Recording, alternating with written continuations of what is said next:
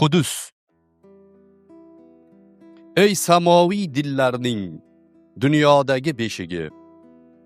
Ey Me'rojga ochilgan samolarning eshigi.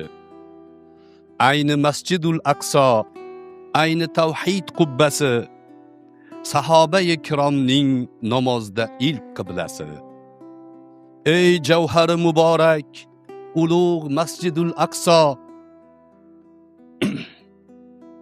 orqilarda insonlik senga ibratla boqsa. Sen boshingdan o'tkazding necha qonli janglarni, hatto yig'latar edi u vahshat harsanglarni. Bugun yana sahnada payg'ambar qotillari, go'daklarni o'ldirgan jinoyatning tillari. Bugun yana G'azoda onalar qon yig'lagan, bu ochiq qatliomdan butun dunyo ko'z yumgan.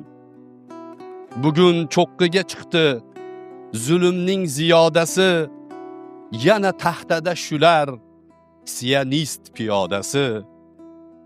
Sen nabiylardan Yusuf, Allohning erkalari, senga zulm qilganlar Yusufning akalari. Yana ot solgan mudom salchining asllari, madaniyat niqobli zolimning nasllari. Ey 1,5 milliardlik dunyo musulmonlari, yuz qizartirmadimi shuncha mazlum qonlari? Zolimga qarshi turib tupursak ham botardi. Salohiddin holimiz ko'rsa alam yutardi. Ey neftning qirollari, saroy xonadonlari, shu qadar ham arzonmi Qudusning qurbonlari? Kim sochdi ustingizga o'liklar tuprog'ini? Yo uzib qo'ydingizmi Qudusla din bog'ini? Hattob o'g'li Umar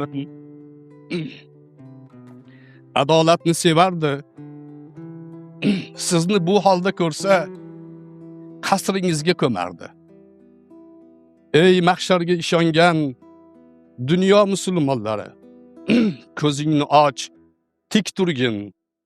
Ey iymon o'g'lonlari, vahiy uchun tanlagan Robbanoning xalqimiz, nahot qiyomat qadar davom etar uyqumiz. Ummat bo'lolsa, bir safda tik turolsa, hech g'arib bo'larmidi o'ktam Masjidul Aqso.